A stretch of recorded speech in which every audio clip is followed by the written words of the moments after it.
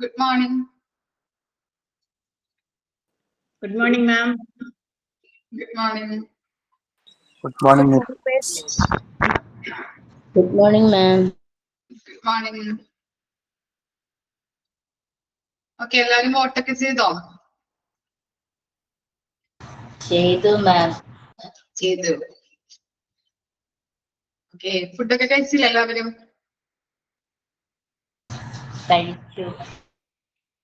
കഴിച്ചു. ഓക്കെ, നമ്മളിപ്പോ നാബ് സ്റ്റാൻഡേർഡ്സ് തുടങ്ങിയല്ലോ ഇനി എടുക്കേണ്ടത്. അത് പറഞ്ഞായിരുന്നോ? ഇല്ല. ഓക്കെ.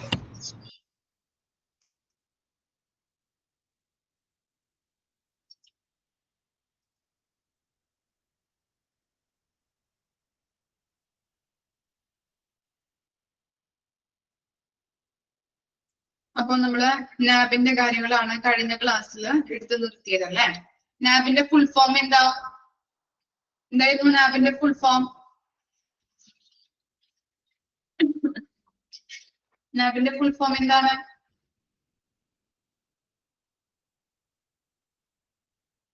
ആരും വായിച്ചില്ലേ? വോട്ട് ചെയ്യണമെങ്കിൽ പോയാ എല്ലാ കാര്യങ്ങളും നാബ് അത് നമ്മൾ പറഞ്ഞിട്ടുണ്ടായിരുന്നു അല്ലെ. നാബ് എന്താണ് സബ് ഡിവൈഡ് ചെയ്യുന്ന കാര്യങ്ങള് നാഷണൽ അക്രഡിറ്റേഷൻ ബോർഡ്. ബാക്കി എന്താ അർജുൻ?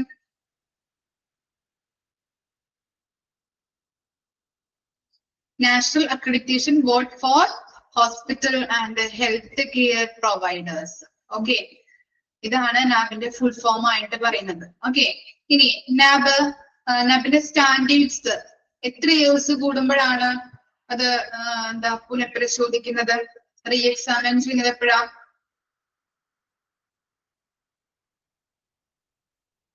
എത്ര ഇയേഴ്സ് കൂടുമ്പോഴായിരുന്നു?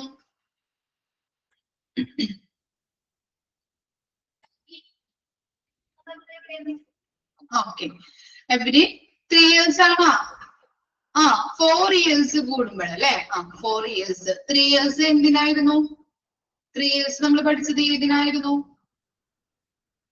JCIക്കായിരുന്നു കേട്ടോ. ഇതാണ് ഞാൻ പറഞ്ഞത്, അങ്ങോട്ടും ഇങ്ങോട്ടും മാറിപ്പോയത്, കൃത്യമായിട്ട് മാർക്ക് ചെയ്ത് വെച്ച് പഠിക്കണം കേട്ടോ, ഇമ്പോർട്ടൻസ് ആണ്. അതുപോലെ തന്നെ QCI, അതിന്റെ ഫുൾ ഫോം എന്താ? QCIയുടെ ഫുൾ ഫോം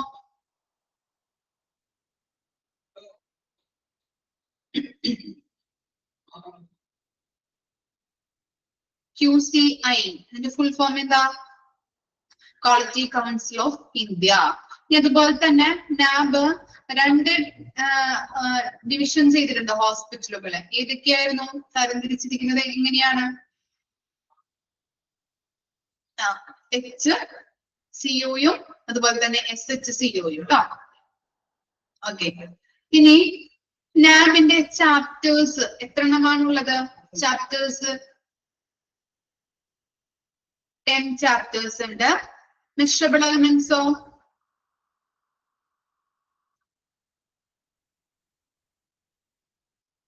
ഓക്കെ, 651 എണ്ണം. ഓക്കെ, ആ മെഷറബിൾ എലമെന്റ്സിനെ നമ്മള് സബ് ഡിവൈഡ് ചെയ്തിട്ടുണ്ട് അല്ലെ. 651 എണ്ണത്തില് 4 കാറ്റഗറി ആയിട്ട് നമ്മൾ തരംതിരിച്ചിട്ടുണ്ടായിരുന്നു. ഏതൊക്കെയായിരുന്നു?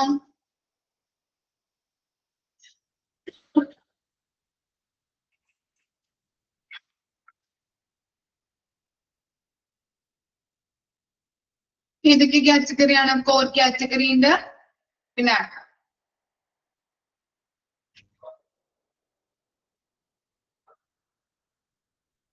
Commitment category,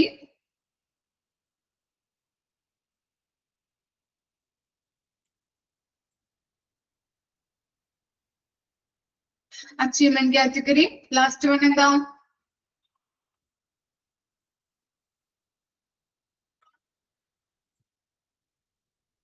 excellence category. Okay, ഇത്രയും കാര്യങ്ങളാണ് നമ്മൾ പറഞ്ഞു നിർത്തിയത്.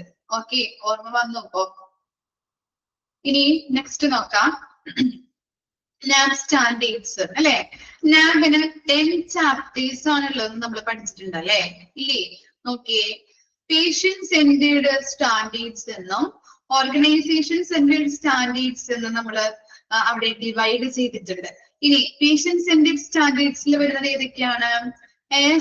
നമ്മൾ മുൻപ് പഠിച്ച കാര്യങ്ങൾ GCIലൊക്കെ നമ്മൾ പഠിച്ചിട്ടുണ്ടായിരുന്നു കേട്ടോ, ഓരോ കാര്യങ്ങളും അത് തന്നെയാണ് ഇവിടെ കൊടുത്തിരിക്കുന്നത്. Okay, assessment continuity of care AAC. ഇനി എന്താ? Care of patient COP. Management of medication MOM. Patient rights and education PRE. Hospital infection control HIC. Okay, ഇത്രയും കാര്യങ്ങളാണ് ഇതിൽ വരുന്നത്, പേഷ്യന്റ് സെന്റേഡ് സ്റ്റാൻഡേർഡ്സിൽ വരുന്നത്. ഓക്കെ, 5 കാര്യങ്ങളാണ് ഓർത്ത് വെക്കാം, ചിലപ്പോൾ ചോദിക്കാം. പേഷ്യന്റ് സെന്റേഡ് സ്റ്റാൻഡേർഡ്സിൽ വരുന്നത് ഏതൊക്കെയാണ് എന്നുള്ളത് ഐഡന്റിഫൈ ചെയ്യാം. അപ്പൊ എന്തെഴുതും? കറക്റ്റ് ആയിട്ട് ആൻസർ അറിഞ്ഞാൽ മാത്രമേ നമുക്ക് അത് ഐഡന്റിഫൈ ചെയ്യാൻ പറ്റുള്ളൂ അല്ലെ. പേഷ്യന്റ് സെന്റേഡ് സ്റ്റാൻഡേർഡ്സിൽ 5 കാര്യങ്ങളാണ് വരുന്നത്. AAC, COP, MOM, PRE, HIC. Okay, ഇനി നെക്സ്റ്റ് ആണ് എന്ത്? ഓർഗനൈസേഷൻ സെന്റേഡ് സ്റ്റാൻഡേർഡ്സ് അല്ലെ. എന്തൊക്കെയാണ് വരുന്നത്? Patient safety and quality improvement PSQ. Responsibility of management ROM. Facility management and safety FMS. Human resource management HRM. ഇനി information management system IMS. Okay, ഇത്തരം കാര്യങ്ങളാണ് organisation centred സ്റ്റാൻഡേർഡ്സിൽ വരുന്നത്. ഇനി നിങ്ങളൊന്ന് നോക്കി, എന്തെങ്കിലും ഡൗട്ട് ഉണ്ടെങ്കിൽ നോക്കി, നാബിന്റെ സ്റ്റാൻഡേർഡ്സ് 10 എണ്ണം, ചാപ്റ്റേഴ്സ് 10 എണ്ണമാണല്ലോ എന്ന് പറഞ്ഞല്ലേ. നോക്കി, പേഷ്യന്റ് സെന്റേഡ് സ്റ്റാൻഡേർഡ്സിൽ 5 എണ്ണം വരുന്നുണ്ട്, ഓർഗനൈസേഷൻ സെന്റേഡ് സ്റ്റാൻഡേർഡ്സിൽ 5 എണ്ണം വരുന്നുണ്ട്. അങ്ങനെ കൂട്ടുമ്പോൾ എത്രയാ കിട്ടുന്ന നമുക്ക്? ടോട്ടൽ 5 + 5 10 ചാപ്റ്റേഴ്സ് ആയിട്ട് നമുക്ക് അവിടെ കിട്ടുന്നുണ്ട് അല്ലെ. അപ്പൊ നാബിന്റെ സ്റ്റാൻഡേർഡ്സ് എന്ന് പറയുന്നത്, ചാപ്റ്റേഴ്സ് എന്ന് പറയുന്നത് 10 ആണ്. മനസ്സിലായോ? ഓക്കെ, അപ്പൊ ഏതെങ്കിലും ഒരെണ്ണം പഠിച്ചു വെക്കാം കേട്ടോ. അപ്പൊ ഓർഗനൈസേഷൻ സെന്റേഡ് സ്റ്റാൻഡേർഡ്സ് ഐഡന്റിഫൈ ചെയ്യാന്നൊക്കെ ചോദിച്ചു കഴിഞ്ഞിട്ടുണ്ടെങ്കിൽ ഏതെങ്കിലും ഒരു 5 എണ്ണം, പേഷ്യന്റ് സെന്റേഡ് സ്റ്റാൻഡേർഡ്സ് ആയാലും ഒരു 5 എണ്ണം പഠിച്ചു വെച്ചാൽ ഏതൊക്കെയാണ് നമുക്ക് ഐഡന്റിഫൈ ചെയ്യാൻ പറ്റില്ലേ? മറ്റേത് പഠിച്ചില്ലെങ്കിലും കുഴപ്പമില്ല, പഠിക്കേണ്ടവര് പഠിച്ചു വെക്കാം. ബുദ്ധിമുട്ടുള്ളവര് പേഷ്യന്റ് സെന്റേഡ് സ്റ്റാൻഡേർഡ്സ് മാത്രം പഠിച്ചിട്ട് ബാക്കിയുള്ളത് ഐഡന്റിഫൈ ചെയ്യാൻ പറഞ്ഞാൽ നമുക്ക് അറിയാൻ പറ്റും അല്ലെ, ഏതൊക്കെയാണ് പേഷ്യന്റ് സെന്റേഡ് സ്റ്റാൻഡേർഡ്സിൽ വരുന്നത് എന്നുള്ളത്. ഓക്കെ, അപ്പൊ അങ്ങനെ പഠിച്ചു വെക്കാട്ടോ, ചോദിക്കാറുണ്ട്, അതുകൊണ്ടാണ് പറയുന്നത്.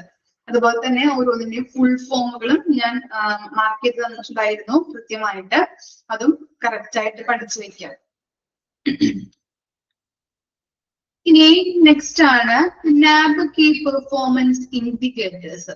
എന്താണ് ഇൻഡിക്കേറ്റർ എന്ന് പറയുമ്പോ? എന്താ indicator?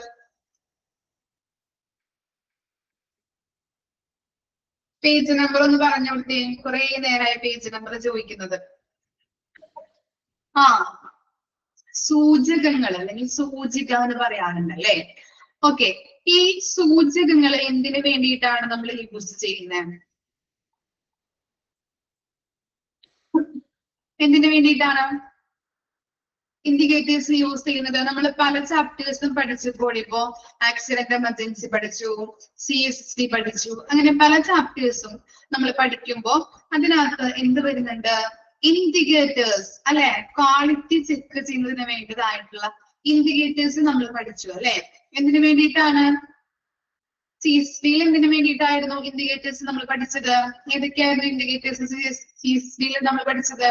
Mechanical indicator, chemical indicator, അതുപോലെ തന്നെ എന്താ ബയോ ഇൻഡിക്കേറ്റർ അല്ലെ. ഓക്കെ, ഒബ്സർവ് ചെയ്യാൻ വേണ്ടിയിട്ട്. എന്തിനു വേണ്ടിയിട്ട്? ആ മിഷൻ ക്വാളിറ്റിയോടെയാണോ പ്രവർത്തിക്കുന്നത്, ആ മിഷന് എന്തെങ്കിലും കംപ്ലൈന്റ് ഉണ്ടോ എന്നറിയാൻ, ഐഡന്റിഫൈ ചെയ്യാൻ വേണ്ടിയിട്ടാണ് ഈ സൂചകങ്ങൾ നമ്മൾ ഉപയോഗിക്കുന്നത്. അതുപോലെ തന്നെയാണ് എന്തുണ്ട്? നാബിനും ക്വാളിറ്റി ഇൻഡിക്കേറ്റർ ഉണ്ട്. Okay, നാബ് key performance indicators. Okay, എന്തിനു വേണ്ടിയിട്ടാണ് ഹോസ്പിറ്റലുകളിൽ ഇങ്ങനെ ഇൻഡിക്കേറ്റേഴ്സ് യൂസ് ചെയ്യുന്നത്? അവിടെ രോഗികൾക്ക് കൊടുക്കുന്ന കെയർ ആവാം, രോഗികൾക്ക് കൊടുക്കുന്ന ട്രീറ്റ്മെന്റ് ആവാം, അവർ ക്വാളിറ്റിയോടെ കൊടുക്കുന്നുണ്ടോ, അവിടെ എന്തെങ്കിലും മിസ്റ്റേക്കുകൾ വരുന്നുണ്ടോ, എവിടെയെങ്കിലും നമ്മൾ ഇംപ്രൂവ്മെന്റ് വരുത്തേണ്ടതായിട്ടുണ്ടോ എന്ന് ഐഡന്റിഫൈ ചെയ്യാൻ വേണ്ടിയിട്ടാണ് ഇവിടെ നമ്മൾ എന്ത് യൂസ് ചെയ്യുന്നത്? ഇൻഡിക്കേറ്റേഴ്സ് യൂസ് ചെയ്യുന്നത്. Okay, key performance indicators KPI. Okay, underline ചെയ്യാം, ചിലപ്പോ ചോദിച്ചു കഴിഞ്ഞാല് എഴുതേണ്ടതാണ് കേട്ടോ. എക്സ്പാൻഡഡ് ഫോം ഒക്കെ ചിലപ്പോ ചോദിക്കാം. കറക്റ്റ് ആയിട്ട് എഴുതി വെച്ച് പഠിക്കുക കേട്ടോ. കീ പെർഫോമൻസ് ഇൻഡിക്കേറ്റേഴ്സ് എന്നാണ് അതിന്റെ എക്സ്പാൻഡ് ഫോം ആയിട്ട് വരുന്നത്. Assist in helping to systematically monitor, access and continually enhance service performance. By themselves, key performance indicators cannot improve performance. However, they do provide signposts that signal progress towards goals and objectives, as well as opportunities for sustainable progress.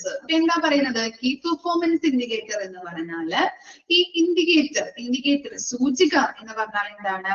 ഒരു എന്താണ് performance level നമുക്ക് ഹോസ്പിറ്റലുമായിട്ട് ബന്ധപ്പെട്ട് നമ്മൾ നോക്കുമ്പോൾ ഹോസ്പിറ്റലിലെ performance level നമുക്ക് അളക്കാൻ പറ്റും അല്ലെ. ഇൻഡിക്കേറ്റേഴ്സ് വഴിയാണ് ഹോസ്പിറ്റലിലെ പ്രവർത്തനങ്ങൾ നമുക്ക് അളക്കാൻ പറ്റുന്നത്, പെർഫോമൻസ് നമുക്ക് അളക്കാൻ പറ്റുന്നത്. അപ്പൊ എന്തെങ്കിലും മെച്ചപ്പെടുത്തേണ്ടതായിട്ടുണ്ടെങ്കിൽ നമുക്ക് ഈ ഇൻഡിക്കേറ്റേഴ്സ് വഴി നമുക്കത് ഐഡന്റിഫൈ ചെയ്യാനായിട്ട് സാധിക്കുന്നുണ്ട്.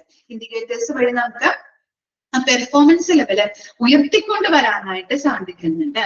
അവർക്ക് എത്രത്തോളം പെർഫോം അവിടെ ചെയ്യുന്നുണ്ട് എന്നുള്ളത് ഇൻഡിക്കേറ്റേഴ്സ് വഴി നമുക്ക് പരിശോധിക്കാനായിട്ട് സാധിക്കുന്നുണ്ട്. എവിടെയെങ്കിലും ഇംപ്രൂവ്മെന്റ് വേണ്ടതായിട്ടുണ്ടോ, എന്തെങ്കിലും കെയർ കൊടുക്കുന്നത് രോഗികൾക്ക് കൊടുക്കുന്നതുമായിട്ട് ബന്ധപ്പെട്ട് എന്തെങ്കിലും എന്താണ് ഡിഫറൻസ് ഉണ്ടോ, അല്ലെങ്കിൽ എന്തെങ്കിലും കുറവുകളുണ്ടോ എന്ന് ഐഡന്റിഫൈ ചെയ്യാൻ വേണ്ടിയിട്ടാണ് ഇൻഡിക്കേറ്റേഴ്സ് നമ്മൾ യൂസ് ചെയ്യുന്നത്. ഇനി അതുപോലെ തന്നെ അവിടെ സൈൻ പോസ്റ്റ് എന്ന് പറയുന്നുണ്ട് അല്ലെ. എന്താണ് സൈൻ പോസ്റ്റ് എന്ന് പറയുന്നത്? എന്താ മീനിങ് സൈൻ പോസ്റ്റ് എന്ന് പറയുമ്പോ?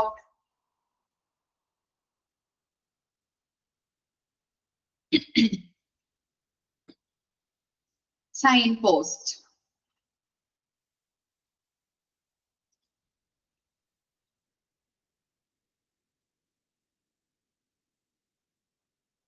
എന്തായിരിക്കാം? Signpost signal. Okay, signpost എന്ന് പറഞ്ഞാല് വഴി കാട്ടി. ഓക്കെ, അതിന്റെ മീനിങ് ആണ് വഴി കാട്ടി. ഓക്കെ, അപ്പോ സൈൻ പോസ്റ്റ് എന്ന് പറഞ്ഞാല് വഴികാട്ടികൾ അല്ലെ. ഈ കീ പെർഫോമൻസ് ഇൻഡിക്കേറ്റേഴ്സിന് എന്താണ് സ്വയം അവരുടെ പെർഫോമൻസ് നമുക്ക് മെച്ചപ്പെടുത്താനായിട്ട് സാധിക്കില്ല. കീ പെർഫോമൻസ് ഇൻഡിക്കേറ്റേഴ്സിന് സ്വയം അവരുടെ പെർഫോമൻസ് മെച്ചപ്പെടുത്താൻ പറ്റില്ല. പക്ഷെ എന്ത് പറ്റുന്നുണ്ട്? സൈൻ പോസ്റ്റ് അല്ലെ, ഒരു വഴികാട്ടിയായി നിന്നുകൊണ്ട് ഹോസ്പിറ്റലിന്റെ ഗോള് അച്ചീവ് ചെയ്യാനായിട്ട് ഇൻഡിക്കേറ്റേഴ്സ് സഹായിക്കുന്നുണ്ട്. ഓക്കെ, ഒരു വഴികാട്ടിയായി നിന്നുകൊണ്ട് എവിടേക്ക് ഇംപ്രൂവ്മെന്റ് വേണം, എവിടേക്ക് നമ്മൾ കെയർ കൊടുക്കേണ്ടതായിട്ടുണ്ട്, എവിടെയാണ് നമുക്ക് പോയിരിക്കുന്നത് അല്ലെ, എന്താണ് എന്തെങ്കിലും കെയറോ അല്ലെങ്കിൽ രോഗികളുടെ പരിശോധനയുമായിട്ട് ബന്ധപ്പെട്ടോ ട്രീറ്റ്മെന്റുമായിട്ട് ബന്ധപ്പെട്ടോ എന്തെങ്കിലും കുറവുകളുണ്ടോ എന്ന് ഐഡന്റിഫൈ ചെയ്യാനായിട്ടുള്ളൊരു സൈൻ പോസ്റ്റ്, ഒരു വഴികാട്ടിയാണ് കീ പെർഫോമൻസ് ഇൻഡിക്കേറ്റർ എന്ന് പറഞ്ഞാല്. നമുക്ക് ആ ഇൻഡിക്കേറ്റർ വഴി സ്വയം നമുക്ക് എന്താണ് ഇൻഡിക്കേറ്റേഴ്സിന് സ്വയം നമ്മുടെ പെർഫോമൻസ് മെച്ചപ്പെടുത്താനായിട്ട് സാധിക്കില്ല. പക്ഷെ ഒരു വഴികാട്ടിയായിട്ട് നിന്നുകൊണ്ട് ഹോസ്പിറ്റലിലെ ഗോള് അച്ചീവ് ചെയ്യാനായിട്ട് ഹെൽപ്പ് ചെയ്യുന്നുണ്ട്. ഓക്കെ, ഇനി നമ്മളൊരു 32 ഫോർമുല പഠിക്കുന്നുണ്ട്. നമുക്കൊരു 32 ഫോർമുല പഠിക്കാനുണ്ട്. അതാണ് ഇനി നെക്സ്റ്റ് പോർഷൻ ആയിട്ട് വരുന്നത്. The key performance indicators are likely to be monitored by healthcare organizations. Healthcare organizations അവരുടെ പെർഫോമൻസ് ലെവല് അറിയാൻ വേണ്ടിയിട്ട് ഇൻഡിക്കേറ്റേഴ്സ് യൂസ് ചെയ്യുന്നുണ്ട്. ഇൻഡിക്കേറ്റേഴ്സ് കൊണ്ട് നിരീക്ഷിച്ചിട്ട് നമുക്ക് ആ പെർഫോമൻസ് ലെവൽ എത്രത്തോളം ഉണ്ടെന്ന് ഈ ഓർഗനൈസേഷന് അറിയാനായിട്ട് ഹെൽപ്പ് ചെയ്യുന്നുണ്ട്. ഇവിടെ നോക്കിയേ, ഫോർമുലാസ് സ്റ്റാർട്ട് ചെയ്യുന്നുണ്ട് കേട്ടോ. ഇനി ഓക്കെ, ഒരു 32 ഫോർമുല പഠിക്കാനുണ്ട്. 32 പഠിക്കേണ്ട ആവശ്യമില്ല, ഓരോ പേജ് എടുക്കും. നമ്മള് മെഡിക്കൽ ടെർമിനോളജി പഠിച്ചപ്പോ ഓരോ പേജ് എടുക്കും. അതിൽ ഇമ്പോർട്ടന്റ് ആയിട്ടുള്ളത് നമ്മൾ എന്ത് ചെയ്യും, എന്ത് ചെയ്തു തരാറുണ്ട്, മാർക്ക് ചെയ്ത് തരാറുണ്ട് അല്ലെ. അതുപോലെ തന്നെ ഓരോ പേജും ഫോർമുല നമ്മൾ എടുക്കും. അതിനുശേഷം ഇമ്പോർട്ടന്റ് ആയിട്ട് ക്വസ്റ്റ്യൻ പേപ്പറിൽ മെയിൻ ആയിട്ട് കണ്ടുവരുന്ന ക്വസ്റ്റ്യൻസുകൾ അണ്ടർലൈൻ ചെയ്ത് തരാം, മാർക്ക് ചെയ്ത് തരാം. അത് കറക്റ്റ് ആയിട്ട് സ്ട്രെസ് കൊടുത്ത് പഠിക്കാം. ഓക്കെ, ഫസ്റ്റ് ഫോർമുല നോക്കാം. ഇത്രയും വരെ ജസ്റ്റ് ഒന്ന് വായിച്ചു നോക്കിയേ. ഇത്രയും വരെ എടുത്തത് ജസ്റ്റ് ഒന്ന് വായിക്കാം. എന്നിട്ട് ഫോർമുലയിലോട്ട് നമുക്ക് പോവാം കേട്ടോ. ഓക്കെ.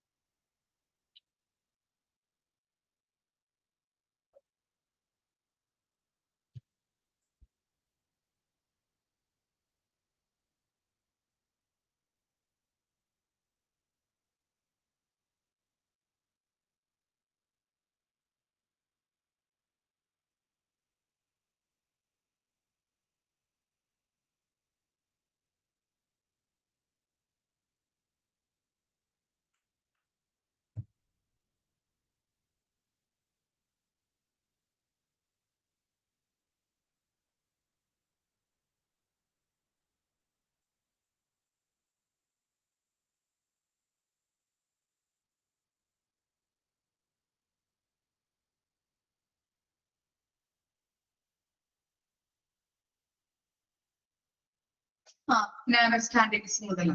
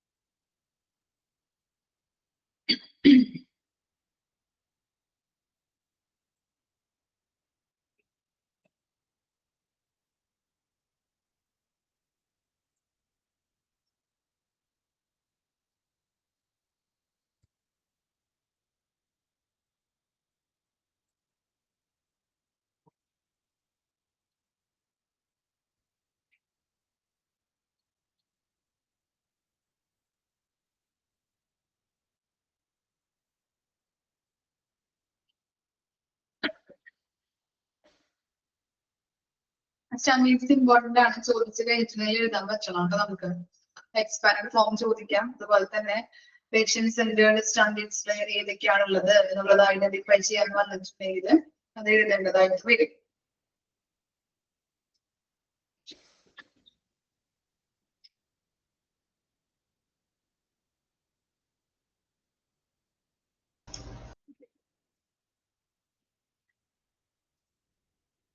ഓക്കെ, ഫോർമുല നോക്കാം.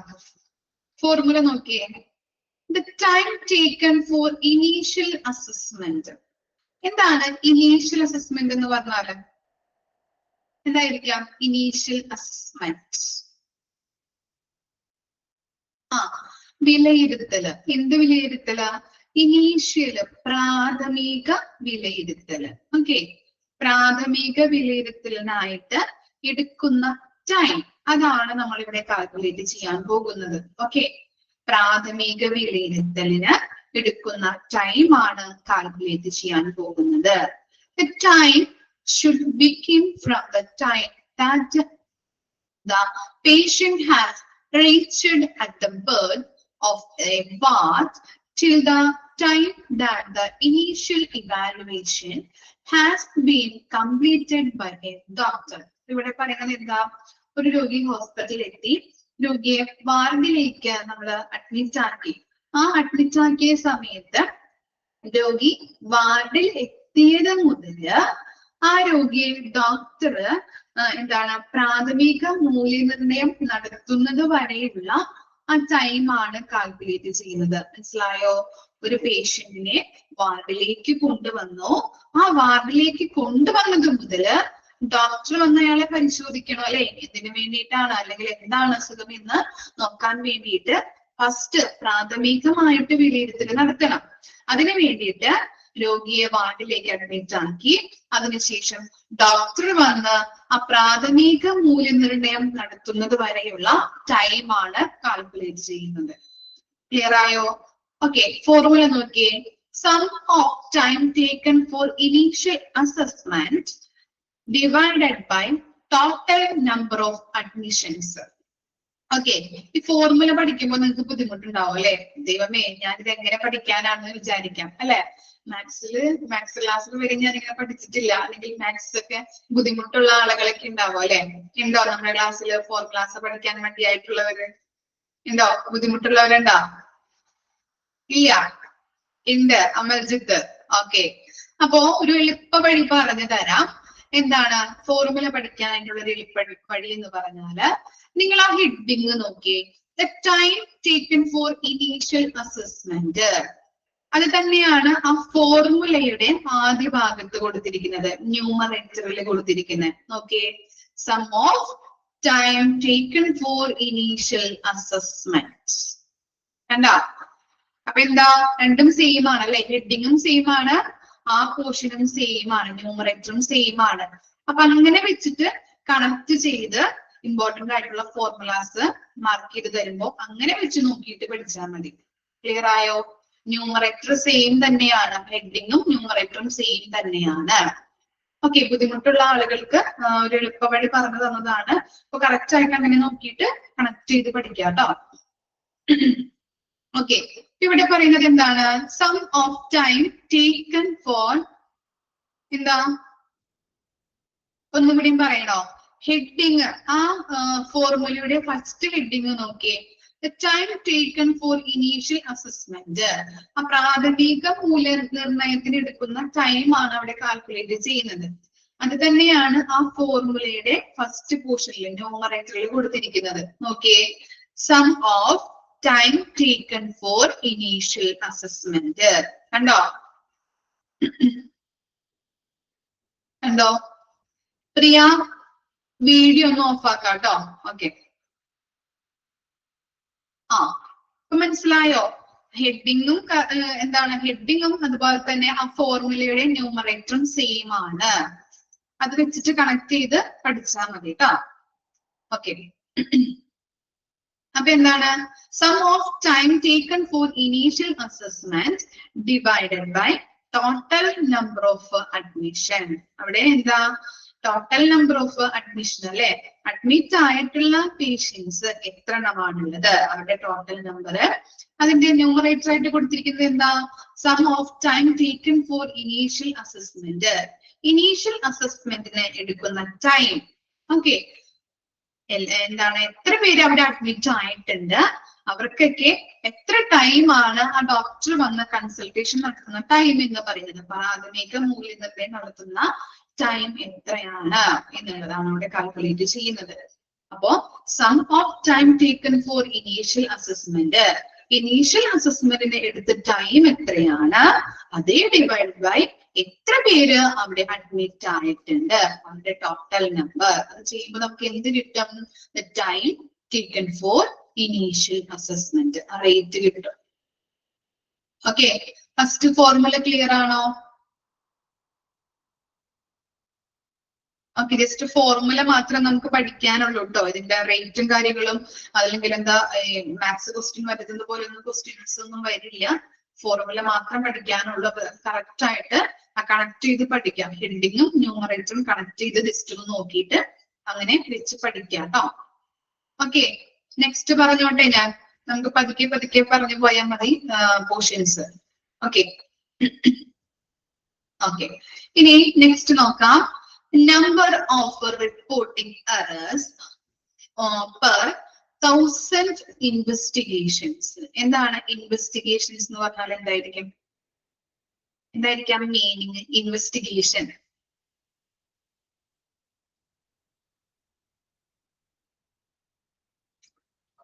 അന്വേഷണം. ഓക്കെ, അന്വേഷണം. ഹോസ്പിറ്റലുമായിട്ട് ബന്ധപ്പെട്ട ഇൻവെസ്റ്റിഗേഷൻസ് എന്ന് പറഞ്ഞാൽ എന്തായിരിക്കും? ഇൻപേഷ്യന്റ് ഔട്ട് പേഷ്യന്റ് ഒക്കെ എടുത്തപ്പോ ഞാൻ ആണ് എടുത്തതെങ്കിൽ പറഞ്ഞു തന്നിട്ടുണ്ടാവും. ഇൻവെസ്റ്റിഗേഷൻ എന്ന് പറഞ്ഞാല് നമുക്ക് എന്താണ് ഓർമ്മ വരേണ്ടത്? ടെസ്റ്റുകള്, ലാബ് ടെസ്റ്റുകൾ അല്ലെ? ഓക്കെ, അപ്പോ ഒരു ഹോസ്പിറ്റലില് 1000 ലാബ് ടെസ്റ്റുകൾ നടത്തി കഴിയുമ്പോ അതിൽ എത്ര എണ്ണത്തിന് എറേഴ്സ് വരുന്നുണ്ട് എന്നുള്ളതാണ്, ആ നമ്പറാണ് നമ്മൾ അവിടെ കാൽക്കുലേറ്റ് ചെയ്യുന്നത്. ഒരു 1000 എണ്ണം നമ്മള് ലാബ് ടെസ്റ്റുകൾ നടത്തി കഴിയുമ്പോ അതിൽ എത്ര എണ്ണത്തിന് എറേഴ്സ് വരുന്നുണ്ട്, തെറ്റുകൾ വന്നിട്ടുണ്ട്. അതിന്റെ റേറ്റ് ആണ് അവിടെ നമ്മൾ കാൽക്കുലേറ്റ് ചെയ്യുന്നത്. ഓക്കെ, ഫോർമുല നോക്കിയേ. Number of reporting errors divided by number of test performed into 1000. Okay, അപ്പൊ എത്ര റിപ്പോർട്ടിങ്ങില് തെറ്റുകൾ വന്നിട്ടുണ്ട്, അതിന്റെ ടോട്ടൽ നമ്പർ, എത്ര ടെസ്റ്റുകൾ നമ്മൾ അവിടെ പെർഫോം ചെയ്തിട്ടുണ്ട്, ഓക്കെ, അതിന്റെ ടോട്ടൽ നമ്പർ ഇൻടു 1000. ക്ലിയർ ആയോ? 1000 എണ്ണം നമ്മൾ ഇൻവെസ്റ്റിഗേഷൻ നടത്തി കഴിഞ്ഞിട്ടുണ്ടെങ്കിൽ അതിനകത്ത് എത്ര എണ്ണമാണ് എറേഴ്സ് വന്നിരിക്കുന്നത്, അതിന്റെ റേറ്റ് കാൽക്കുലേറ്റ് ചെയ്യാനാണ് പറയുന്നത്. എത്ര എണ്ണത്തിന്റെ എറേഴ്സ് വന്നിട്ടുണ്ട്, അതിന്റെ total number divided by the number of a test performed, അതിന്റെ ടോട്ടൽ നമ്പർ ഉണ്ട്, ഇൻടു 1000. ഓക്കെ ആണോ? രണ്ട് ഫോർമുല ഒന്ന് വായിച്ചിരിക്കേ.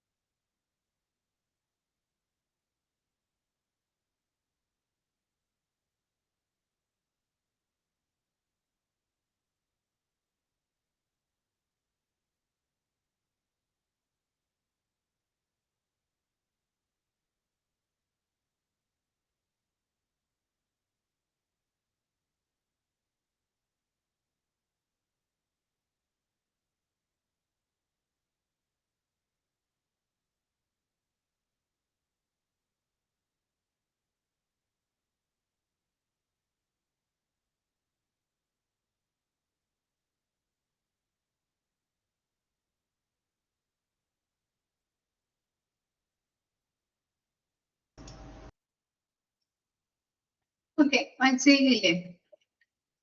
ഇനി നെക്സ്റ്റ് ആണ് percentage of adherence to safety precautions by staff working in diagnostics. എന്താണ് അഡ്ഹറൻസ് എന്ന് പറഞ്ഞാൽ? അഡ്ഹറൻസ് എന്താ മീനിങ് വരാം?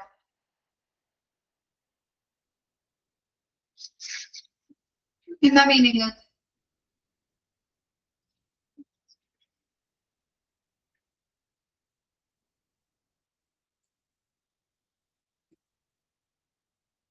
അഡ്ഹറൻസിന്റെ മീനിങ് എന്താ?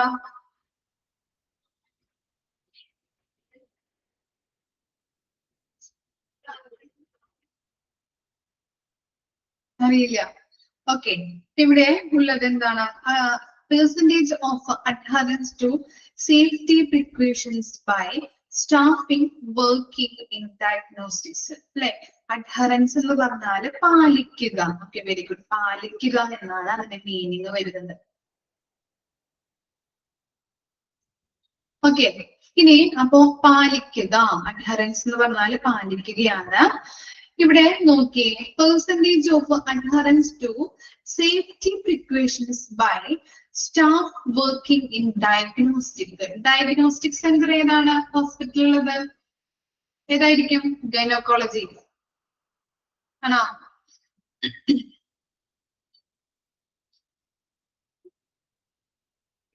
വേറെ ഏതെങ്കിലും ഡിപ്പാർട്ട്മെന്റ് ഓർമ്മയുണ്ടോ ഡയഗ്നോസ്റ്റിക്കുമായിട്ട് ബന്ധപ്പെട്ട? ആർക്കും ഓർമ്മയില്ല? സെക്കൻഡ് മൊഡ്യൂളിൽ ഓർത്ത് നോക്കി ഏതെങ്കിലും ചാപ്റ്റേഴ്സിന്റെ പേര്. Cardiology, ortho. നമ്മള് റേഡിയോളജി പഠിച്ചിട്ടുണ്ട്, ഓങ്കോളജി. ഓക്കെ, റേഡിയോളജി ഡിപ്പാർട്ട്മെന്റ് അല്ലെ? റേഡിയോളജി ഇമേജിംഗ് സർവീസ് നമ്മൾ പഠിച്ചിട്ടുണ്ടല്ലേ? അവിടെ എന്താ നടക്കുന്നത്? എന്താ നടക്കുന്നത്? റേഡിയോളജി ഡിപ്പാർട്ട്മെന്റില്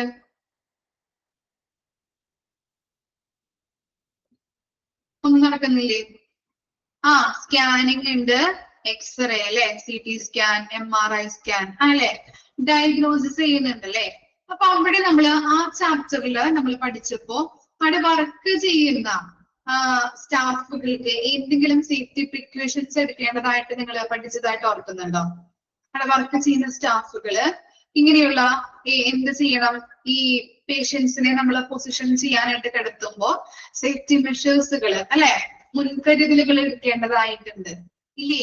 ഏപ്രിൻസ്, പിന്നെ വേറെ എന്തൊക്കെ ധരിക്കണം അവര്?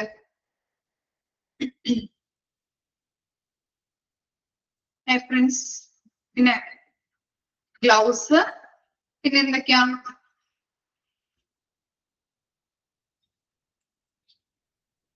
PPT എന്താ? മാസ്ക്. പിന്നെ അതുപോലെ തന്നെ എന്താ? ഗൂഗിൾസ്, കണ്ണടകൾ വെച്ചിരിക്കണം അല്ലെ. എന്തിനു വേണ്ടിയിട്ടാണ് ഇങ്ങനെ സേഫ്റ്റി പ്രിക്കോഷൻസ് ധരിക്കണം അല്ലെങ്കിൽ എടുക്കണം എന്ന് പറയാനുള്ള കാരണം എന്തായിരിക്കാം? ഓർത്തു നോക്കിയേ. റേഡിയേഷൻ ഏൽക്കാനായിട്ട് സാധ്യതയുണ്ട്.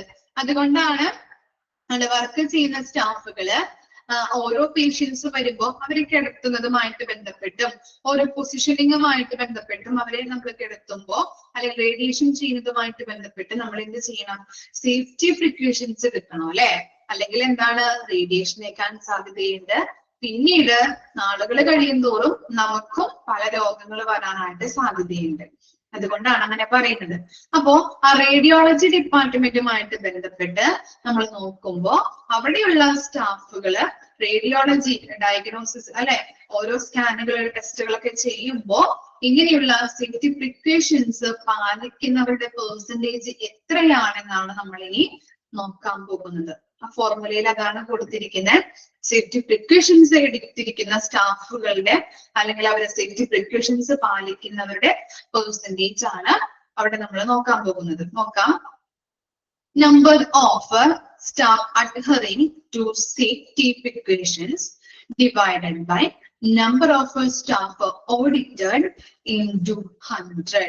എന്താ ഇവിടെ പറയുന്നത്? നമ്പർ ഓഫ് സ്റ്റാഫ് അഡ്ഹറിങ്, പാലിക്കുക അല്ലെ. അഡ്ഹറിങ് എന്ന് പറഞ്ഞാല് പാലിക്കുക. To safety precautions, safety precautions പാലിക്കുന്നവരുടെ ടോട്ടൽ നമ്പർ എത്ര പേരത് പാലിക്കുന്നുണ്ട്, അവരുടെ total number divided by number of staff audited. അവിടെ ഉദ്ദേശിക്കുന്നത് എത്ര സ്റ്റാഫുകളാണ് ടോട്ടൽ ആയിട്ട് ആ ഡിപ്പാർട്ട്മെന്റിൽ വർക്ക് ചെയ്യുന്നത്, അവരുടെ എണ്ണം ഇൻറ്റു 100. ചിലപ്പോ എല്ലാവരും അങ്ങനെയുള്ള സേഫ്റ്റി പ്രിക്കോഷൻസ് എടുക്കണമെന്നില്ല. അതുകൊണ്ടാണ് കൂടുതൽ പേരൊന്നും ചിലപ്പോ എന്താണ് പെട്ടെന്ന് എല്ലാ കാര്യങ്ങളും ചെയ്തു തീർക്കാൻ വേണ്ടിയിട്ട് അങ്ങനെ ഏപ്രിൻസ് ഒക്കെ ധരിച്ചു വരുമ്പോൾ ചിലപ്പോൾ ടൈം ആകും. അങ്ങനെയുള്ള കാര്യങ്ങളൊക്കെ എടുക്കുന്നത് കൊണ്ട് തന്നെ ചിലവര് ധരിക്കില്ല. അപ്പോ കുറെ പേര് ചിലപ്പോ വർക്ക് ചെയ്യുന്നവരില് ചിലപ്പോ കുറച്ചു പേര് മാത്രം ഇങ്ങനെയുള്ള പ്രിക്കോഷൻസ് എടുക്കുന്നുണ്ടാവുള്ളൂ. അപ്പൊ അവരുടെ പെർസെന്റേജ് ആണ് നമ്മൾ കാണുന്നത്. എന്താണ്? ഇങ്ങനെ സേഫ്റ്റി പ്രിക്കോഷൻസ് ധരിക്കുന്നവരുടെ അല്ലെങ്കിൽ പാലിക്കുന്നവരുടെ ടോട്ടൽ നമ്പർ എത്രയാണ്, അതേ ഡിവൈഡഡ് ബൈ അവിടെ എത്ര പേര് വർക്ക് ചെയ്യുന്നുണ്ട്, അതേ ഇൻറ്റു 100. ക്ലിയർ ആണോ?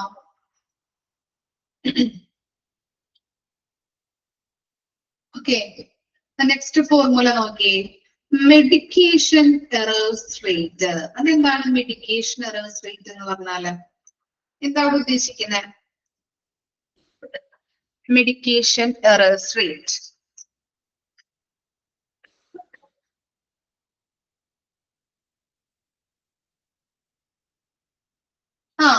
മെഡിസിനുമായിട്ട് ബന്ധപ്പെട്ടതല്ലേ? നമ്മള് എന്താണ് ഈ മെഡിസിനുകൾ കൊടുക്കുന്നതുമായിട്ട് ബന്ധപ്പെട്ട് വരുന്ന എറേഴ്സുകൾ, അതാണ് അവിടെ പറയുന്നത് കേട്ടോ. ഓക്കെ, ടീന ഞാൻ പറഞ്ഞു തരാം കേട്ടോ. ഞാൻ ഇത് പറഞ്ഞു കഴിയട്ടെ, ഇടയിൽ ചോദിക്കുമ്പോ ആ കണക്ഷൻ വിട്ടുപോകും. ഓക്കെ, അതുണ്ടാവില്ല ഇതുണ്ടാവില്ല, അതുകൊണ്ടാണ്. ഓക്കെ, മെഡിക്കേഷൻ എറേഴ്സ് റേറ്റ് എന്ന് പറഞ്ഞിട്ടുണ്ടെങ്കിൽ എന്താ? The medication error is any preventable event that may cause or lead to unsuitable medications use or patient harm while the medication is in the control of the healthcare professional, patient or consumer. എന്താ പറയുന്നത്? നമ്മള് എന്താ മരുന്നുകൾ കൊടുക്കുമ്പോ errors വരാറുണ്ട്. അതിന്റെ rate ആണ് നമ്മളിവിടെ കാൽക്കുലേറ്റ് ചെയ്യുന്നത്. ഓക്കെ, മെഡിക്കൽ എറേഴ്സ് വന്നിട്ടുണ്ടെങ്കിൽ നമുക്കത് തടയാനായിട്ട് പറ്റും അല്ലെ? എങ്ങനെ തടയാൻ പറ്റും മെഡിക്കൽ എറേഴ്സ് വരുന്നത്?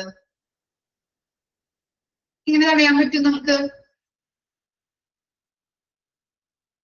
അത് നമ്മൾ ആ മെഡിക്കേഷൻസുകൾ, മരുന്നുകൾ രോഗികൾക്ക് പ്രൊവൈഡ് ചെയ്യുമ്പോൾ ഒരു ചെറിയ രീതിയിൽ ശ്രദ്ധിച്ചിട്ടുണ്ടെങ്കിൽ അല്ലെ, കറക്റ്റ് ആയിട്ട് അതിന്റെ എങ്ങനെ കൊടുക്കുന്ന ഡോസുകളും അല്ലെങ്കിൽ എങ്ങനെയാണ് കൊടുക്കേണ്ടത് അതൊക്കെ കറക്റ്റ് ആയിട്ടൊന്ന് ശ്രദ്ധിച്ചിട്ടുണ്ടെങ്കിൽ നമുക്ക് എന്താണ് എറേഴ്സ് വരാതിരിക്കാനായിട്ട് തടയാൻ പറ്റും അല്ലെ? എറേഴ്സ് ഉണ്ടാവാതിരിക്കാനായിട്ട് നമുക്ക് തടയാൻ പറ്റും ഇല്ലേ?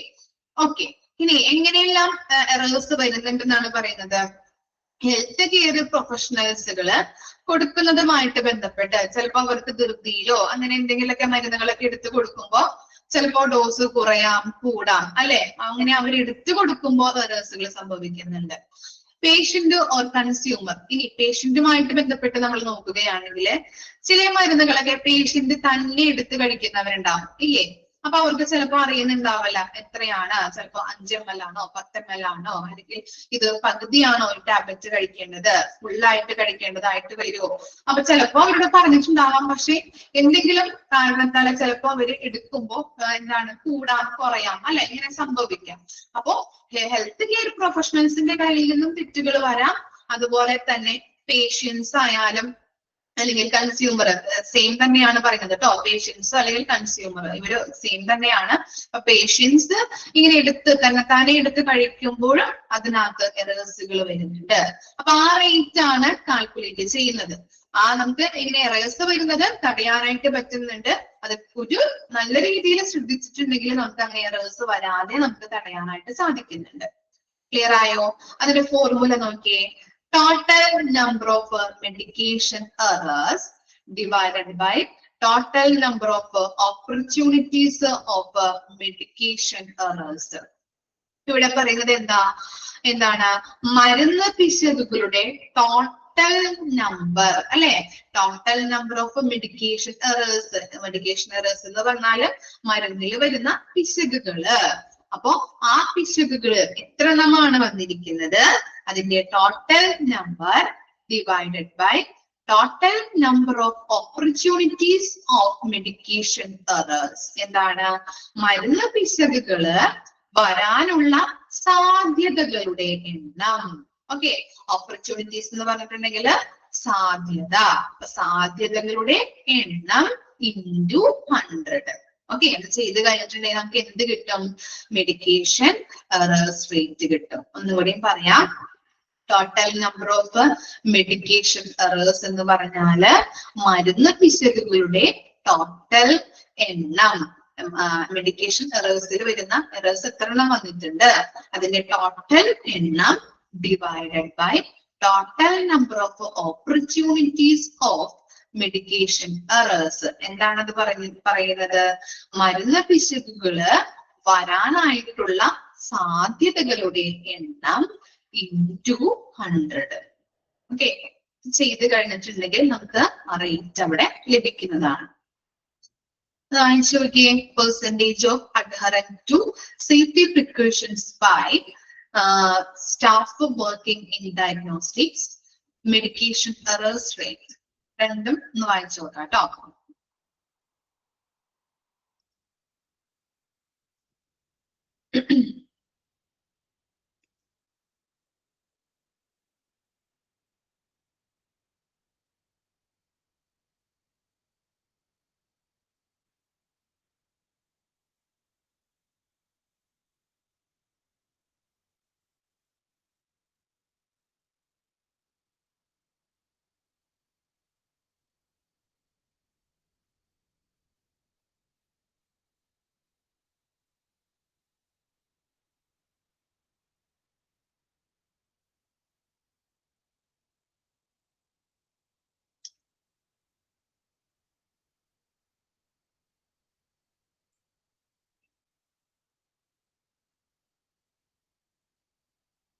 ടീനയുടെ സംശയം എന്താ? Number of reporting errors per 1000 investigations എന്ന് പറഞ്ഞിട്ടുണ്ടെങ്കിൽ 1000 ലാബ് ടെസ്റ്റുകൾ ചെയ്ത് കഴിഞ്ഞിട്ടുണ്ടെങ്കിൽ അതിൽ എത്ര എണ്ണത്തിൽ എറേഴ്സ് വന്നിട്ടുണ്ട് അതാണ് അവിടെ നോക്കുന്നത്.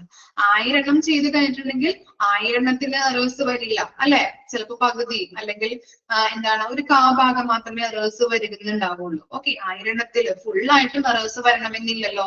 അതാണ് അവിടെ കൊടുത്തിരിക്കുന്നത് കേട്ടോ.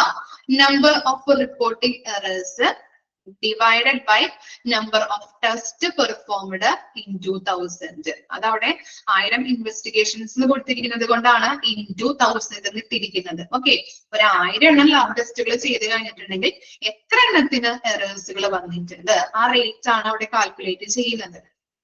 ഓക്കെ, അപ്പൊ എത്ര എണ്ണം എറേഴ്സുകളായിട്ട് റിപ്പോർട്ട് ചെയ്തിട്ടുണ്ട് അതിന്റെ നമ്പർ ഡിവൈഡഡ് ബൈ എത്ര ടെസ്റ്റുകൾ പെർഫോം ചെയ്തിട്ടുണ്ട് അതിന്റെ ടോട്ടൽ നമ്പർ into 1000. മനസ്സിലായോ?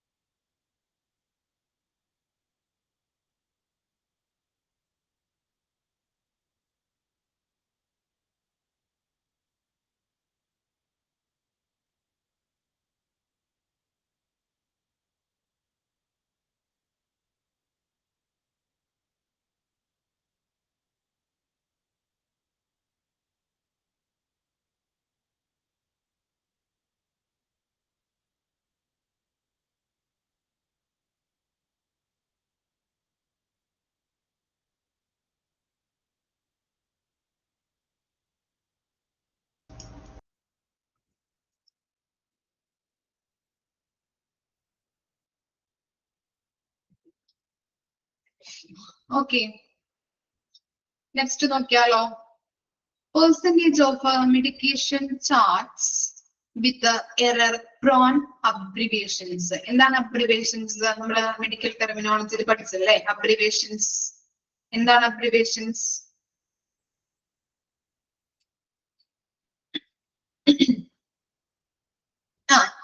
ഷോർട്ട് ഫോംസ് ആണ് അല്ലെ. ഓക്കെ, ചുരുക്കി എഴുത്ത് അല്ലെ. Okay, error prone abbreviations should be defined in accordance with the guidelines set down by for safe medication practice. അപ്പോ ഇങ്ങനെ നമ്മള് ഷോർട്ട് ഫോം ആണെന്ന് പറഞ്ഞു അബ്രിവേഷൻസ്. അങ്ങനെ അബ്രിവേഷൻസിൽ നമ്മൾ ഇങ്ങനെ ചുരുക്കി എഴുതാറുണ്ട് അല്ലെ. അബ്രിവേഷൻസ് ഡോക്ടേഴ്സ് ആയാലും അതുപോലെ തന്നെ മരുന്നുകൾ ചാർട്ട് ചെയ്യുമ്പോ ഒക്കെ ഇങ്ങനെ അബ്രിവേഷൻസ് ആണ് നമ്മൾ എഴുതുന്നത്. അങ്ങനെ എഴുതുമ്പോ എറേഴ്സ് വന്നതിന്റെ ആ റേറ്റ് ആണ്, എറർ എത്ര എണ്ണത്തിന് തെറ്റുകൾ വന്നിട്ടുണ്ട് അതിന്റെ പെർസെന്റേജ് ആണ് നമ്മൾ അവിടെ കാൽക്കുലേറ്റ് ചെയ്യുന്നത്. ഇനി എറേഴ്സ് വന്നു കഴിഞ്ഞിട്ടുണ്ടെങ്കിൽ അതെന്തിനെ ബാധിക്കുന്നുണ്ട്? ഹോസ്പിറ്റലിലെ ആ സ്റ്റാൻഡേർഡിനെ ബാധിക്കും അല്ലെ. സ്റ്റാൻഡേർഡിന് ദോഷകരമാണ് എറേഴ്സ് വന്നിട്ടുണ്ടെങ്കിൽ. കറക്റ്റ് ആയിട്ട് നമ്മൾ നോക്കുന്നില്ല, അല്ലെങ്കിൽ എന്തെങ്കിലും പാളിച്ചകൾ വരുന്നുണ്ട് എന്നുള്ളത് നമുക്ക് അവിടെ മനസ്സിലാക്കാനായിട്ട് സാധിക്കുന്നുണ്ട്. അപ്പൊ കറക്റ്റ് ആയിട്ട് നമ്മൾ ചാർട്ട് ചെയ്യേണ്ടതും തെറ്റുകളില്ലാതെ മരുന്നുകൾ കൊടുക്കേണ്ടതും നമ്മൾക്ക് അത്യാവശ്യമായിട്ട് വേണ്ട ഒരു കാര്യമാണ്. ഓക്കെ, അപ്പോ ഇങ്ങനെ തെറ്റുകൾ വരുന്നത് എങ്ങനെയൊക്കെ ആവാം? ഡോക്ടേഴ്സ് ചാർട്ട് ചെയ്ത് നമ്മൾ എഴുതുമ്പോ അല്ലെ, ചാർട്ട് ചെയ്ത് എഴുതുമ്പോൾ ഡോക്ടേഴ്സിന്റെ കയ്യിൽ നിന്ന് വരുന്നതാവാം. അല്ലെങ്കിൽ എന്താണ്, മരുന്നുകൾ എടുത്തു കൊടുക്കുമ്പോൾ ഇങ്ങനെ തെറ്റുകൾ വരാം അല്ലെ. എന്താ ഇപ്പോ തെറ്റുകൾ വരുമ്പോ ഇപ്പോ അവർക്ക് മനസ്സിലാവില്ല, ചിലപ്പോ ഫാർമസിയിലൊക്കെ നിൽക്കുന്ന അവർക്ക് കറക്റ്റ് ആയിട്ട് ഈ ഷോർട്ട് ഫോം മനസ്സിലാക്കാത്ത ഒരവസ്ഥ, അങ്ങനെ തെറ്റുകൾ സംഭവിക്കാം. ഓക്കെ, അപ്പൊ ഡോക്ടേഴ്സിന്റെ കയ്യിൽ നിന്ന് ചാർട്ട് ചെയ്യുമ്പോൾ ചിലപ്പോൾ തെറ്റുകൾ വരാം അബ്രിവേഷൻസ് ചെയ്യുമ്പോ. അതുപോലെ തന്നെ മരുന്നുകൾ എടുത്തു കൊടുക്കുന്ന സമയത്തും ഇങ്ങനെ മനസ്സിലാവാത്ത ഒരു അവസ്ഥ വന്നു കഴിഞ്ഞിട്ടുണ്ടെങ്കിൽ അതിനകത്തും എന്താണ്, മരുന്നുകൾ തെറ്റുമാറി അല്ലെ, മാറിയൊക്കെ കൊടുക്കാം. ചിലപ്പോ രോഗികള് എന്താവാം, നല്ല കണ്ടീഷനിലാവുന്ന രോഗികള് മരുന്ന് കഴിച്ച് ഡൗണിലേക്ക് പോവാ അല്ലെ, മരണം വരെ സംഭവിക്കാം മരുന്നുകൾ മാറിക്കൊടുത്ത് അല്ലെ. അപ്പൊ അങ്ങനെ സംഭവിക്കുന്നുണ്ട്. അപ്പൊ ആ റേറ്റ് ആണ് അവിടെ കാൽക്കുലേറ്റ് ചെയ്യുന്നത് കേട്ടോ. അബ്രിവേഷൻസ് എന്ന് പറഞ്ഞാൽ ഷോർട്ട് ഫോംസ് ആണ്. പാരസെറ്റാമോളിന്റെ ഷോർട്ട് ഫോം എന്താ? പാരസെറ്റാമോളിന്റെ അബ്രിവേഷൻ ഷോർട്ട് ഫോം എന്താ? ഓർമ്മയുണ്ടോ?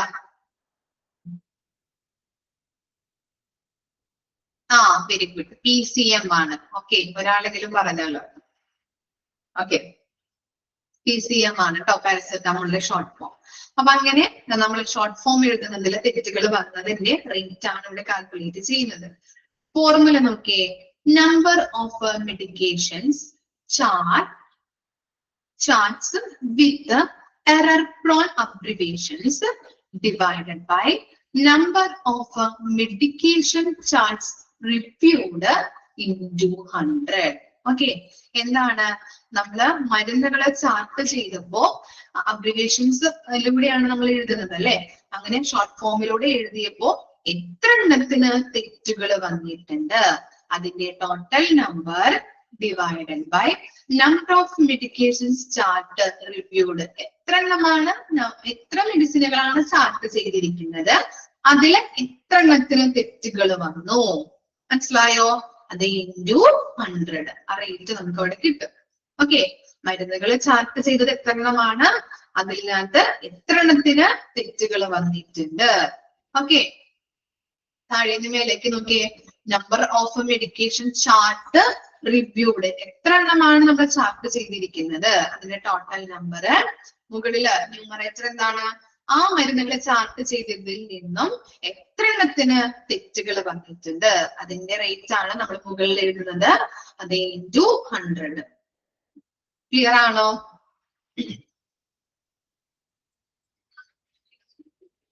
ഓക്കെ, അപ്പൊ നമ്മൾ ഇവിടെ കാൽക്കുലേറ്റ് ചെയ്തത് എന്താ, percentage of medication chart with error on abbreviations. Abbreviations എന്ന് പറഞ്ഞു കഴിഞ്ഞാല് ചുരുക്കി എഴുത്താണ്. അപ്പൊ അങ്ങനെ ചുരുക്കി എഴുതും പോലെ മെഡിക്കേഷൻസ് നമ്മൾ ചാർട്ട് ചെയ്യുന്നത് അബ്രിവേഷൻസിലൂടെയാണ്. അങ്ങനെ അബ്രിവേഷൻസിലൂടെ നമ്മൾ ഇപ്പോ ഡോക്ടേഴ്സുമാര് പ്രിസ്ക്രിപ്ഷൻ ഒക്കെ തരുമ്പോ അവര് എഴുതേണ്ടത് ക്യാപിറ്റൽ ലെറ്ററിലാണ് അബ്രിവേഷൻസ്. ഓക്കെ, ഷോർട്ട് ഫോംസിലാണ് ക്യാപിറ്റൽ ലെറ്റേഴ്സിൽ എഴുതണം. ഓക്കെ, നിങ്ങൾക്കൊക്കെ വായിക്കുമ്പോ ആ കുറിപ്പടി വായിക്കുമ്പോ ചിലപ്പോ നമുക്കൊന്നും മനസ്സിലാവില്ല അല്ലെ അവർ എഴുതി വെച്ചിരിക്കുന്നത്, ഇല്ലേ? കാണുമ്പോ അല്ലെ, നമ്മൾ വായിച്ചു നോക്കുമ്പോ മനസ്സിലാവാറില്ല, ബുദ്ധിമുട്ടാണ് വായിച്ചു നോക്കുമ്പോ അല്ലെ. അപ്പൊ അങ്ങനെ എന്താണ്, അവര് മരുന്നുകൾ ചാർട്ട് ചെയ്യുമ്പോ എത്ര എണ്ണത്തിനാണ് എന്ത് വന്നിരിക്കുന്നത്, തെറ്റ് വന്നിരിക്കുന്നത് അതിന്റെ റേറ്റ് ആണ് കാൽക്കുലേറ്റ് ചെയ്യുന്നത്. അപ്പൊ ഇവിടെ ഫോർമുല എന്താണ് കൊടുത്തിരിക്കുന്നത്? Number of medication chart with electron abbreviations divided by number of medication charts reviewed into 100. അപ്പൊ എത്ര എണ്ണം ഇങ്ങനെ മെഡിക്കേഷൻസ് ചാർട്ട് ചെയ്തപ്പോ എത്ര എണ്ണത്തിന് എറേഴ്സ് വന്നിട്ടുണ്ട്, തെറ്റുകൾ വന്നിട്ടുണ്ട്, അതിന്റെ ടോട്ടൽ നമ്പർ ഡിവൈഡഡ് ബൈ എത്ര എണ്ണമാണ് ചാർട്ട് ചെയ്തിരിക്കുന്നത് അതിന്റെ ടോട്ടൽ നമ്പർ ഇൻടു 100. ഓക്കെ, ഇത്രയും വരെ എടുക്കുന്നുള്ളൂ മിസ്. ഒന്ന് വായിച്ചു നോക്കി, ആ ഫോർമുല കറക്റ്റ് ആയിട്ടൊന്ന് വായിക്കാം കേട്ടോ.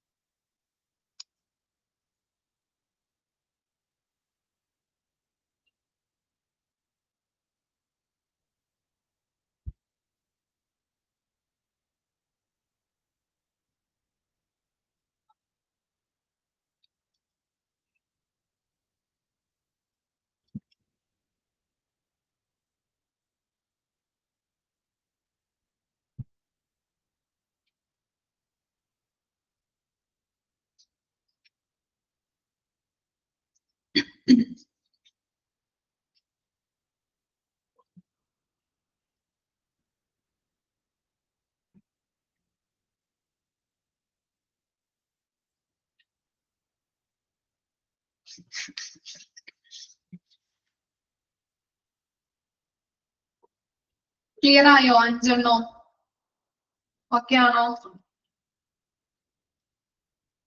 ഓക്കെ, ഇപ്പൊ നെക്സ്റ്റ് ക്ലാസ്സിൽ കാണാം കേട്ടോ. Thank you.